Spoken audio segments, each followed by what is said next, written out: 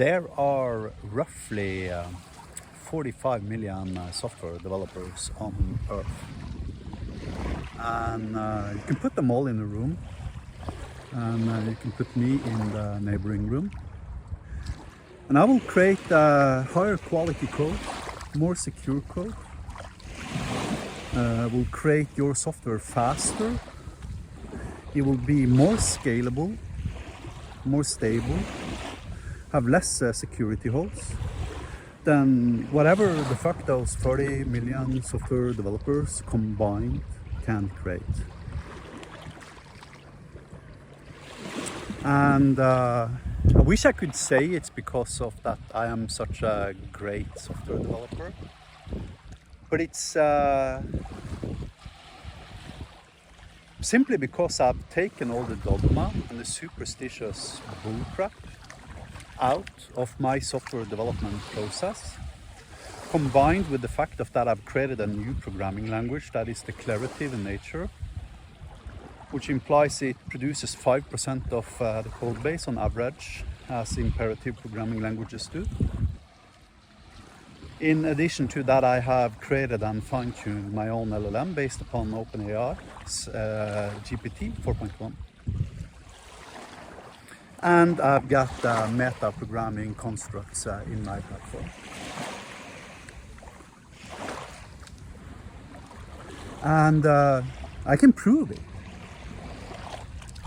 If you've got Salesforce or some CRM, doesn't matter what CRM you got, load it. Check the bandwidth usage, How many bugs does your system have? Doesn't matter who delivered it, if it's Salesforce, HubSpot, Microsoft, whatever. They simply cannot create software. Like we've lost the ability to create functioning software somewhere around design pattern number 19 from the Gang of Four. Because at some point we became so obsessed with architecture that instead of asking ourselves what problem are we trying to solve here, we ended up creating code whose sole purpose on Earth is to show everybody else what a fucking smart developer you are by applying event sourcing and CQRS and DDD and fucking all 23 design patterns for every fucking class you have in your project. There are no design patterns in Hyperlambda. They don't exist. I've partially identified like one or two kind of like design patterns. But besides from that, there are absolutely... I've coded in Hyperlambda for 10 years, 12 years actually. And I haven't been able to find and identify more than some 2 or 3 different design patterns. That means that the cognitive requirements for your brain, the amount of mental energy you have to apply to code in Hyperlambda, is like reduced by 99%. You see, I can create an HTTP read and point in Hyperlambda with fucking 5 lines of code. If I am to produce the same in C#, that's 122 lines of code. In Golang, it's 110. In Python, it's like 105, I think, if I remember correctly. In Hyperlambda, that's 5 lines of code. That means that Python, C#, Java, Golang, Rust, whatever the fuck you choose, has a verbosity level of 20 times that of Hyperlambda. And for each time you increase by a factor of 100%, you're actually doubling the cognitive requirements to understand the code. You see, from 5 to 10 lines of code, you're doubling the mental energy required to maintain the code. But from 10 to 15, you're also doubling. From 15 to 20, you're also doubling, right? That means you've doubled the complexity 20 times from 5 lines of code to 100 lines of code. So your C# solution or Java solution or Python solution or Rust solution or Golang solution, doesn't matter. Choose any imperative programming language that exists on Earth. It's basically like 200 times more energy demanding for your brain to maintain than hyperlambda, the equivalent in hyperlambda. And this has severe consequences now as we move into the era of AI-generated code.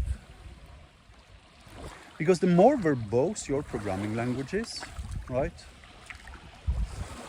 the less capable the LLM becomes of producing code that is not hallucinating, code without bugs.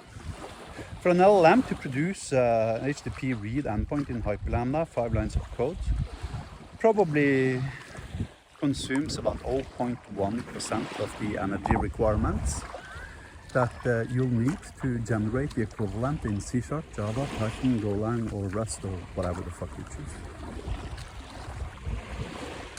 That means that I can create 20 HTTP endpoints, actually much more, like 150 HTTP endpoints, manually coding, not using AI or like, you know, generating it in any ways whatsoever, manually. I can create like 150 times as much functionality in the same amount of time as you can create one. And it's not your fault, really. It's because you've been, you know, taught these processes and these architectural ideas and these programming languages that are simply inferior for your particular domain, right? I mean, you want to connect to a database in C#, right? So you got to know ADO, you got to know about sockets, you got to know about IDisposable, you got to remember to apply your using statements, you got to, you know, remember to open your database connection, etc., etc., etc. And if you add entity framework to the mix, I mean, now you got to know everything about fucking entity framework, right? And then if you want to, you know, follow best practices and apply so-called separation of fucking concerns, you're now up to 137 fucking files to return some 10 fucking records from your stupid fucking to-do app. When did that become okay? I'm fascinated by the fact of that you're not ragingly fucking pissed at the world for having duped you the way it did. Having, like, you know, stolen 98% of your fucking professional time with unnecessary crap. You gotta punch on your keyboard to get your crappy hello world to fucking work. So you can take 40 million software developers, put them in a room. I will produce better code. I will produce more scalable code. I will produce code with less bugs. I will produce more easily maintained code. I will produce many more features than they combined, literally.